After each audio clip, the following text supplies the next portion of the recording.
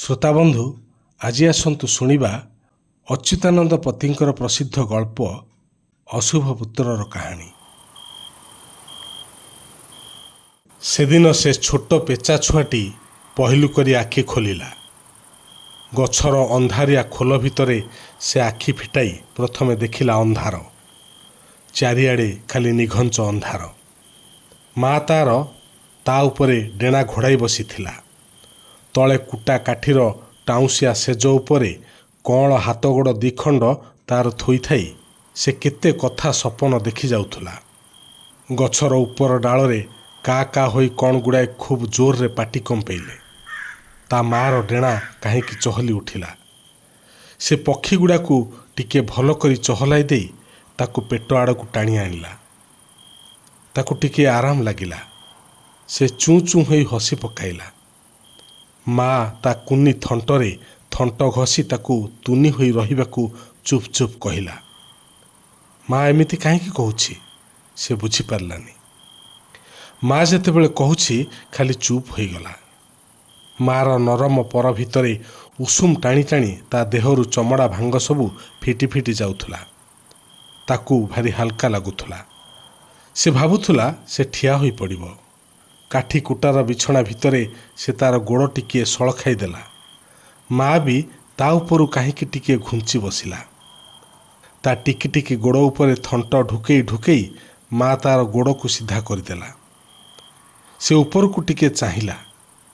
ଅନ୍ଧାର କାହିଁକି କମ୍ ଜଣାଗଲା। ସେ ଆଖି ବୁଜି ପକାଇଲା। ଟିକିଏ ମା ଆଡ଼କୁ ଚାହିଁ ପୁଣି ଉପରକୁ ଚାହିଁଲା। ମା ତାର ଯେମିତି ତା ମନର କଥା ବୁଝିପାରିଲା।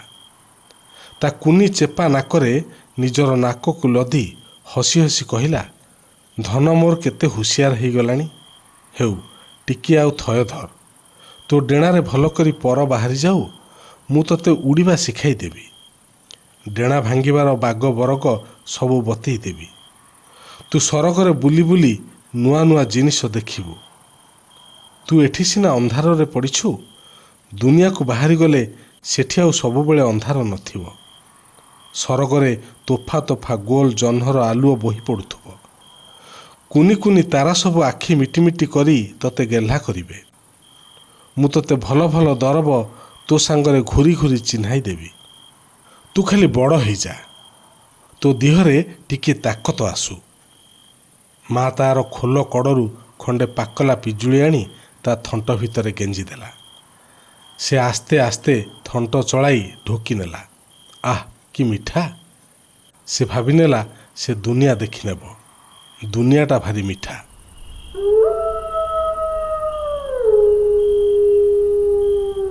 ଗଛ ତଳେ କ'ଣ ଗୁଡ଼ାଏ ଗୋଟାକ ପରେ ଗୋଟାଏ ହୁକେ ହୋ ହୋଇ ଦୌଡ଼ା ଦୌଡ଼ି କଲେ।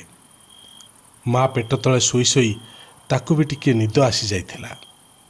ସେ ସପନ ଦେଖି ଯାଉଥିଲା, ଖାଲି ଦୁନିଆର ସପନ। ଚାରିଆଡ଼େ ଖାଲି ମିଠା ପିଜୁଳି ଖଣ୍ଡ ଖଣ୍ଡ ହୋଇ ବିଛେଇ ହୋଇ ପଡ଼ୁଛି। ସରଗରୁ ଗୋଲ ଜହ୍ନ ତଳକୁ ଓହ୍ଲେଇ ଆସୁଛି। ବିଲକୁଲ ଅନ୍ଧାର ନାହିଁ। ହସରେ ତା ଥଣ୍ଟ ଖୋଲିଗଲା। ଗଛ ତଳୁ ପାଟି ଶୁଣି ସେ ଉଠି ପଡ଼ିଲା। ଚାରିଆଡ଼େ ଖାଲି କିଟିମିଟି ଅନ୍ଧାର। ତା ମନଟା ଖଟା ହୋଇଗଲା। ସାଙ୍ଗେ ସାଙ୍ଗେ ଆଲୁଅର ସପନ ଦେଖି ଉଠିଛି। ମା ତାର ଖୋଲା ମୁହଁରେ ବସି ଡେଣା ଖୋଲି ଝାଡ଼ି ଦେଉଥିଲା। ସେ ଡାକ ଛାଡ଼ିଲା, ମା ମୁଁ ଆଜି ଦୁନିଆ ଦେଖିବି। ଜହ୍ନ ସାଥିରେ ଖେଳିବାକୁ ମୁଁ ଆଜି ନିଶ୍ଚୟ ବାହାରିଯିବି। ମା ତାର ଭିତରକୁ ପଶି ଆସି ତାକୁ ପେଟ କଡ଼କୁ ଟାଣି ନେଲା। ସେ ମା'ର ପେଟ ତଳୁ ଖସରି ଗଲା। ତାକୁ ଅନ୍ଧାର ମୋଟେ ଭଲ ଲାଗୁନଥିଲା। ମା ହସି ହସି କହିଲା, ଦୁନିଆକୁ ତୁ ଆସିଛୁ, ତୋ ଦୁନିଆକୁ ତୋତେ ଯିବାକୁ କିଏ ମନା କରୁଛି। ଦୁନିଆକୁ ବଡ଼ ହୋଇ ଖୁବ୍ ବଳୁଆ ହୋଇ ନ ଗଲେ ଦୁନିଆ ତୋତେ ଠକାଇ ଦେବ। ଟିକେ ଥୟ ଧର, ଆଉ ମାତ୍ର କେଇଟା ଦିନ। ମୁଁ ବଳେ ବଳେ ତୋତେ ନେଇଯିବି। ତୁ ଏଇଠି ଶୋଇଥା। ମୁଁ ଯାଉଛି, ଦୁନିଆର ଡାକରା ଆସିଲାଣି। ଧନକୁ ମୋର ଭୋକ କରିବଣି। ମୁଁ ଯାଉଛି, ତୋ ଲାଗି ନୂଆ ନୂଆ ଜିନିଷ ଆଣିବି। ତୁ ଜମା ପାଟି କରିବୁନି। ମା ତାର ଥଣ୍ଟରେ ଟିକିଏ ଆକୁ ଝୁମ୍ପି ଦେଇ ଗେହ୍ଲା କରି ବସାରୁ ବାହାରି ପଡ଼ିଲା। ବସା ଦୁଆରେ ଟିକିଏ ଅଟକି ଯାଇ ତାକୁ ପୁଣି ଚାହିଁଲା। ମା ଚାଲିଗଲା। ସେ ଆଖି ବୁଜିଲା। ଆଖି ବୁଜି ବୁଜି ଦେଖିଲା ଦୁନିଆ ଉପରେ ଆଲୁଅ ବିଛେଇ ହୋଇ ପଡ଼ିଛି। ଆଲୁଅର ଦୁନିଆ ତାକୁ ପିଜୁଳି ଦେଖେଇ ଯିବା ପାଇଁ ଇସାରା ଦେଉଛି। ତା ଆଖି ଲାଗି ଲାଗି ଆସୁଥିଲା। ସେ ଦେଖୁଥିଲା ଡେଣାରେ ତାର ତା ମା ଠାରୁ ବି ବେଶୀ ପର ବାହାରି ପଡ଼ିଛି। ସେ ଜହ୍ନ ଦେହରେ ପକ୍ଷୀ ଘଷି ଘଷି ହସି ହସି ଉଡ଼ି ଯାଉଛି। ତା ଗୋଡ଼ ଏଣିକି ଶକ୍ତ ହୋଇଗଲାଣି। ସେ ଠିଆ ହୋଇପାରୁଛି। ଡେଣାରେ ତାର ପର ସବୁ ଆସ୍ତେ ଆସ୍ତେ ଅଙ୍କୁରି ଆସୁଛି। ଦୁନିଆ କଥା ଭାବି ଭାବି ମନ ତାର ବାଇଆ ହୋଇ ପଡ଼ିଲାଣି। ତା ଦୁନିଆର ଖିଆଲରେ ଜହ୍ନ ଆଲୁଅ ପାକଲା ପିଜୁଳି ଖାଲି ଖେନ୍ଦି ହୋଇଯାଉଛି। ଏଣିକି ସେ ସବୁବେଳେ ଖାଲି ବିଟଳ ହେଉଛି। ମା ସାଙ୍ଗରେ ଲଗାଉଛି ସେ ବଡ଼ ହେଲାଣି, ସେ ଦୁନିଆ ଦେଖିଯିବ। ମା ସେଦିନ ତା ଅଝଟପଣିଆ ଦେଖି ପହିଲୁ କରି ତାକୁ ଖୋଲ ମୁହଁକୁ ଆଣିଲା। ସରଗର ଚାନ୍ଦକୁ ଥଣ୍ଟ ବଢ଼େଇ ଚିହ୍ନେଇ ଦେଲା। ଆଖି ତାର ଝଲସି ଉଠିଲା। ଆଃ କି ସୁନ୍ଦର! ମା ଡେଣା ସାଙ୍ଗରେ ଡେଣା ମେଲେଇ ଟିକିଏ ଟିକିଏ ଖଣ୍ଡି ଉଡ଼ା ଦେଲା। ସେ ଏ ଡାଳରୁ ସେ ଡାଳକୁ ଗଲା। ପକ୍ଷୀ ତାର ଘୋଳେଇ ହୋଇ ପଡ଼ିଲା। ଗଛର ସବା ଉପର ଡାଳକୁ ଗୋଟାଏ ଦମରେ ଉଠିଗଲା। ସେ ଜହ୍ନ ଆଡ଼େ ଚାହିଁକି ସେଠି ବସି ରହିଲା। ଡେଣାରୁ ତାର ପରାସ ଆପେ ଆପେ କମି ଆସୁଥିଲା। ଜହ୍ନ ଦେହରୁ ଝିପି ଝିପି ହୋଇ ଆଲୁଅ ବିଞ୍ଚି ହୋଇ ପଡ଼ୁଛି। ସେ ଭାବିଲା ଥଣ୍ଟ ମେଲା କରି ସେଥିରୁ ମେଞ୍ଚାଏ ପିଇଯିବ। ମା ଆସି ଏତିକି ବେଳକୁ ତା ପାଖରେ ପହଞ୍ଚିଗଲା। ତାକୁ ବୁଝେଇ ସୁଝେଇ ଖୋଲ ଭିତରକୁ ନେଇଗଲା। ଥରେ ଦିନ ବେଳେ ମା ତାର ଟିକିଏ ଘୁମେଇ ପଡ଼ିଥିଲା। ସେ ଆସ୍ତେ ଆସ୍ତେ ଖୋଲ ପାର ହୋଇ ଚାଲି ଆସିଲା। ଇସ୍, ବାହାରେ କେତେ ଆଲୁଅ! ସେଦିନଠୁ ଆଜିର ଜହ୍ନଟା ଖୁବ୍ ବଡ଼ ହୋଇ ଦାଉ ଦାଉ ହୋଇ ଜଳୁଛି। ସେ ଚାହିଁଲା। ଆଖି ତାର ପୋଡ଼ି ଉଠିଲା। ବାପରେ ବାପ, କେତେ ଆଲୁଅ! ଉପର ଡାଳରୁ ବଣିଛୁଆ ଦୁଇଟା ବାହାରି ଆସି ଏ ଡାଳରୁ ସେ ଡାଳକୁ କୁଦି କୁଦି ଯାଉଛନ୍ତି। ମା ସାଙ୍ଗରେ ତାଳ ପକାଇ ଗୀତ ବୋଲୁଛନ୍ତି। ୟା ମନ ଭାରି ଖରାପ ହୋଇଗଲା। ତା ମାଟା ବଣି ମା ଭଳି ସେତେ ଭଲ ନୁହେଁ। ତାକୁ ତ କାହିଁ ଏମିତିକା ବଡ଼ ଜହ୍ନ ତଳେ ଗୀତ ବୋଲେଇ ଶିଖେଇନି। ସେ ଗୀତ ବୋଲି ବୋଲି ବଣିଛୁଆ ପାଖକୁ ଗଲା। ବଣିଛୁଆ ଦିଟା ଡରିଗଲେ। ସେମାନେ ପାଟି କରି ଉଠିଲେ।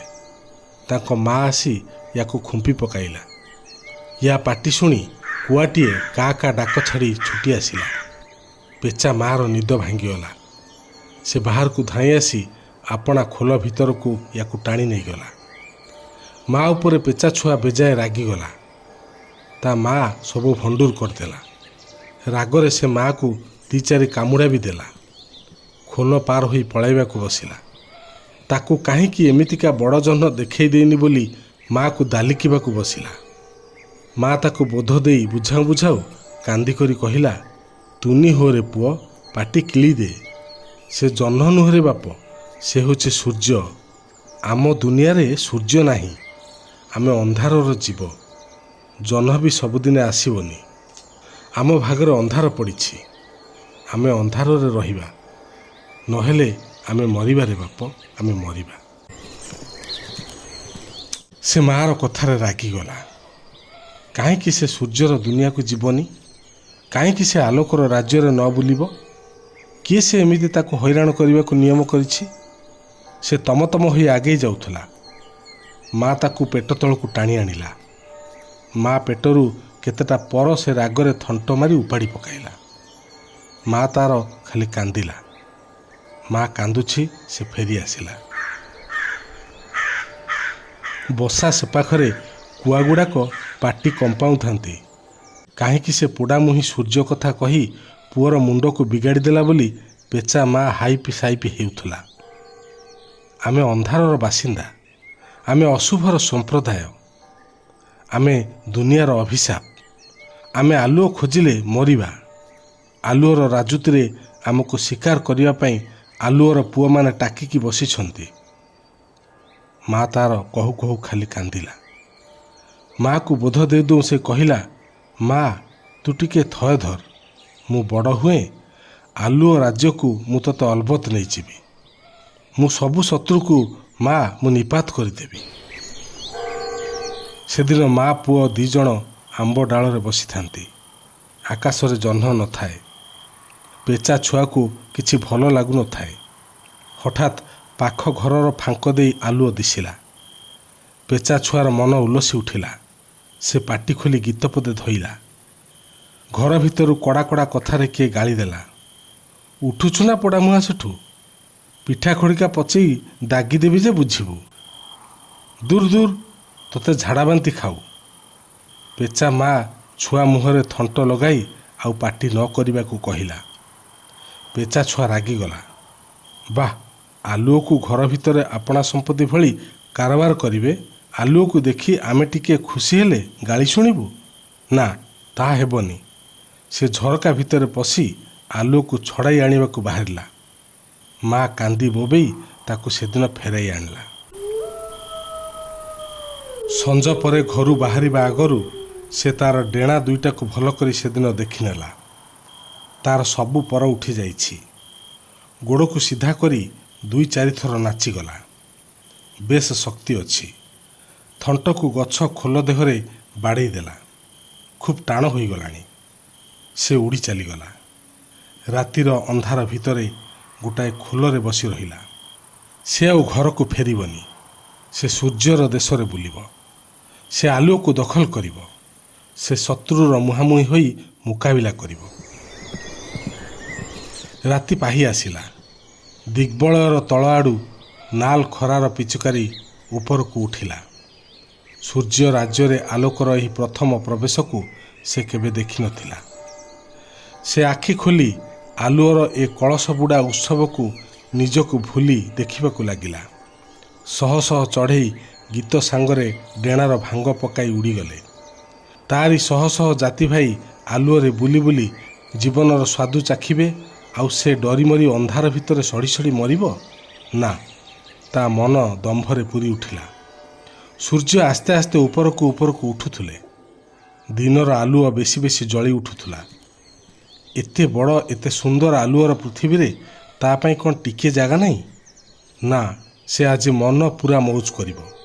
ସେ ଆଜି ଦୁନିଆକୁ ଜଣାଇ ଦେବ ସେ ମଧ୍ୟ ଆଲୋକର ପୁତ୍ର। ତାର ମଧ୍ୟ ଏ ରାଜ୍ୟରେ ଦାବି ଅଛି। ସେ ମନ ଇଚ୍ଛା ଚାରିଆଡ଼େ ବୁଲିବାକୁ ଲାଗିଲା। ଆଖି ମେଲାଇ ଦୁନିଆର ହରେକ ଦରବ ଟିକିନିକି କରି ଦେଖିଲା। ହଠାତ୍ ପଛଆଡ଼ୁ କିଏ ତାକୁ ଆକ୍ରମଣ କଲା। ସେ ବୁଲି ପଡ଼ିଲା। ମା ସେଦିନ ତାକୁ ତାର ଶତ୍ରୁ ବୋଲି ଚିହ୍ନେଇ ଦେଇଥିଲା। ଏଇମାନେ ତାଙ୍କଠୁ ଆଲୁଅକୁ ଛଡ଼ାଇ ନେଇଛନ୍ତି। ସେ ମଧ୍ୟ ଥଣ୍ଟକୁ ସଜାଡ଼ି ନେଇ କୁଆଟା ଉପରେ ଚଢ଼ାଉ ଆରମ୍ଭ କରିଦେଲା। କୁଆଟା ପ୍ରତିରୋଧ କରୁ କରୁ ତା ଜାତି ଭାଇଙ୍କୁ ଡାକି ଆଣିଲା। ଦଳ ଦଳ କୁଆ କା କାର ରେରେକାର ଦେଇ ମାଡ଼ି ଆସିଲେ। ଏତେ ବଡ଼ ମଜବୁତ ଦଳ ଆଗରେ ସେ ରହିପାରିବନି ବୋଲି ବୁଝିପାରିଲା। ଆଗରେ ଦିଶୁଥିବା କୋଠାଘର ଆଡ଼କୁ ଖୁବ୍ ଜୋରରେ ଡେଣା ହଲାଇ ଛୁଟିଗଲା। କାନ୍ଥର ଗୋଟାଏ ଛୋଟ ଗଳା ବାଟ ଦେଇ ସେ ଗଳିଗଲା। ଘରର ଭିତର ପାଖ ପର୍ଯ୍ୟନ୍ତ ସେ ପଶିଗଲା। ବାହାରେ ଏଣେ କୁଆଗୁଡ଼ାକ ଭେଳା ଭେଳା ହେଉଥାନ୍ତି। ସେ ଟିକିଏ ନିଶ୍ଚିନ୍ତରେ ସେଠି ବସିଲା। ଟିକିଏ ସୁବିଧା ମିଳୁ, ଶତ୍ରୁର ଦଳ ଭାଙ୍ଗିଯାଉ, ସେ ବି ତାର ପ୍ରତିଶୋଧ ନେଇ ଜାଣେ। ସେ ଆଜି ଆଲୁଅ ରାଜ୍ୟରୁ ତାର ପାଉଣାକୁ ଆଦାୟ କରିବ। ସେ ଅନ୍ଧକାରର ଅଭିଶାପ ନୁହେଁ, ସେ ଆଲୁଅର ସନ୍ତାନ। ସେ ଆଜି ଆଲୁଅକୁ ମନମାନା ନିଶ୍ଚୟ ଉପଭୋଗ କରିବ। କୋଠାଘର ଭିତରେ ପଲଙ୍କର ମୋଟା ଗଦି ଉପରେ ଧନବୀର ଧୀରୁମଲ୍ଲ ଶୋଇଛନ୍ତି। ତୁହା ତୁହା ହୋଇ ଜ୍ୱରର କମ୍ପ ତାଙ୍କ ଉପରକୁ ମାଡ଼ି ଆସୁଛି। ଧୀରୁମଲ୍ଲ ବ୍ୟସ୍ତ ହୋଇ ପଡ଼ୁଛନ୍ତି। ଜ୍ୱରର ବିନ୍ଧା ଛିଟିକା ଭିତରେ ପିଟି ଛାଟି ହୋଇ ସେ ମଝିରେ ମଝିରେ ଚିତ୍କାର କରୁଛନ୍ତି। ଦେଖ, ସୋରିଷ ତେଲରେ ଯେମିତି 80 ଭାଗ ଅଗରା ମିଶେ। ହଁ, ମଦନା ବାରିକ ଉପରେ ଆଉ ଯେପରି 5 ନମ୍ବର କେସ୍ ଦାୟର ହେବ। ଶଳାର ଭଉଣୀ ଚନ୍ଦ୍ରମା ଭାରି ସତୀ ଦେଖେଇ ହେଉଛି। ମୁଁ ଟିକିଏ ଶରଧାରେ ହାତ ପକେଇଦେଲି ବୋଲି ଶାଳି ମାଇକିନା ମୋତେ ମାରିବାକୁ ଉଠୁଥିଲା। ଶୁଭୁଛି, 20 ଜଣ ଯାଏ ଗୁଣ୍ଡା ପଠାଇ ପ୍ରିୟ ମିଶ୍ର ବିଲରୁ ପାକଲା ଧାନ କାଟି ଆଣ। ପଇସାକୁ ପରବାଇ ରଖନି। ପାଠ 2 ଅକ୍ଷର ପଢ଼ିଛି ବୋଲି ଶଳା ମୋତେ ନମସ୍କାର କରିବନି। ଏଠି ଆସି ଶୁଣ, 100 ଭରି ଚୋରା ଅଫିମ ଦେବ ବୋଲି ସେ କଲିକତିଆ ବଙ୍ଗାଳୀ କହିଯାଇଛି। ତାକୁ ଟିକିଏ ଆଖି ରଖିଥିବ। ଏଇମାନେ ଆଲୋକ ରାଜ୍ୟର ନାମଜାଦା ଲୋକ। ଏଙ୍କ ପାଇଁ ସୂର୍ଯ୍ୟ ତାଙ୍କର ସବୁଦିନ ଆଲୋକ ଦିଅନ୍ତି। ପେଚା ଛୁଆ ଆଖି ଖୋଲି ଭଲ କରି ଚାହିଁଲା। ହଠାତ୍ ଧୀରୁମଲ୍ଲଙ୍କ ବିଛଣା ପାଖରୁ ଜଣେ ଆଲୋକ ରାଜ୍ୟର ସଚ୍ଚୋଟ ସଚ୍ଚା କର୍ମୀଙ୍କ ଆଖି ପେଚା ଛୁଆ ଉପରେ ପଡ଼ିଲା। ଅଶୁଭ, ଅଶୁଭ, ମହାବିତ୍ପାତ ଯୋଗ ଘରେ ଉଲ୍ଲୁକ ବସିଲାଣି। ମାଲିକ ବିମାର ପଡ଼ିଛନ୍ତି। କର୍ମୀ ବ୍ୟସ୍ତ ହୋଇପଡ଼ି ପାଟି କମ୍ପାଇଲା। ଗୋଟାଏ ଲମ୍ବା ବାଉଁଶ ଆଣି ବିଚରା ପେଚା ଛୁଆକୁ ଖେଞ୍ଚି ଖେଞ୍ଚି ତଳି ଦିଆଗଲା। ଦୁଇଟି ଯାକ ଡେଣା ତାର ଜଖମ ହୋଇଗଲା। ସେ କଷ୍ଟେ ମଷ୍ଟେ ଡେଣା ଟେକି କୋଠା ଉପରେ ବସିଲା। ଗଛ ଉପରୁ କେତେଟା କୁଆ ଆସି ଚଢ଼ାଉ ଆରମ୍ଭ କରିଦେଲେ। କୁଆଙ୍କ ପାଟି ଶୁଣି ଜଣେ ଚାକର କୋଠା ଉପରକୁ ଯାଇ ବାଡ଼ିରେ ପେଚା ଛୁଆଟି ଉପରେ ପାହାର ପକାଇଲା। ଛୁଆଟା ତଳକୁ ଗଳି ପଡ଼ିଲା। ପେଚାଟା ବସିଛି ବୋଲି କୋଠା ଉପରେ ମେଞ୍ଚାଏ କୁଟା ଜାଳି ହଳଦୀ ପାଣିରେ ନିଭାଇ ଦିଆଗଲା। ଯାହା ହେଉ ଅରିଷ୍ଟ କଟିଗଲା। କୁଆପଲ ଅଶକ୍ତ ପେଚା ଛୁଆ ଉପରେ ଆକ୍ରମଣ ଚଳାଇ ଦେଲେ। ପେଚା ଛୁଆଟିର ଡେଣା ମୂଳରୁ ଥଳା ଥଳା ରକ୍ତ ଥୋପି ପଡ଼ୁଥିଲା। ସେ ଥରେ ଉପରକୁ ଚାହିଁଲା। ସୂର୍ଯ୍ୟ ଖୁବ୍ ଉପରେ ଯଥେଷ୍ଟ ଆଲୁଅ ଦେଉଛନ୍ତି। ଖୁବ୍ କଷ୍ଟରେ ଉଠିପଡ଼ି ସେ ତା ବସା ଆଡ଼କୁ ମୁହାଁଇଲା। ଖୋଲ ଯାଇ ଉଠି ପାରିଲାନି। ଗଛ ମୂଳେ ପଡ଼ିଗଲା। ମା ତାର ପୁଅ ଆସିନି ବୋଲି କାଲୁବାଲୁ ହୋଇ ଚାହିଁ ବସିଥାଏ। କ'ଣ କରିବ? ଦିନଟାରେ ଛୁଆଟା କେଉଁଠି ଆଶ୍ରା ନେବ? ମାର ମନଟା ଏଣୁତେଣୁ ଭାବି ଭାବି ଗୋଳେଇ ଘାଣ୍ଟି ହେଉଥାଏ। ପୁଅର ପାଟି ଶୁଣି ସେ ଗଛ ମୂଳକୁ ଧାଇଁ ଆସିଲା। ପୁଅକୁ ରକ୍ତ ଜୁଡ଼ୁବୁଡ଼ୁ ଦେଖି ପାଟିରୁ ତାର କଥା ବାହାରିଲାନି। ପେଚା ଛୁଆଟି ଥର ଉପରକୁ ଚାହିଁଲା। ଗଛ ଉପରେ ବଣିଛୁଆ ସବୁ ଡେଇଁ ଡେଇଁ ଗୀତ ବୋଲୁଥିଲେ। ସୂର୍ଯ୍ୟ ଆକାଶ ଦିହରୁ ଆଲୁଅ ପୃଥିବୀ ଉପରକୁ ଖସାଇ ପକାଉଥିଲେ। ପେଚା ଛୁଆ ମାକୁ କତିକି ଡାକି ମା ଗୋଡ଼ରେ ମୁଣ୍ଡ ଗଡ଼େଇ ଗଡ଼େଇ କହିଲା, ମୋର ଆଉ ଭାଇ ହେଲେ ତାକୁ କହିବୁ, ତାଙ୍କ ଭାଇ ଆଲୋକ ରାଜ୍ୟ ଜୟ କରିବାକୁ ଯାଇ ବୀର ପରି ମରିଛି। ପେଚା ଛୁଆଟି ସବୁଦିନ ପାଇଁ ଆଖି ବୁଜିଲା। ସୂର୍ଯ୍ୟ ତାଙ୍କ ଦୁନିଆ ଉପରେ ବେଶୀ ବେଶୀ ଆଲୁଅ କୁଢ଼େଇ ଦେଉଥିଲେ।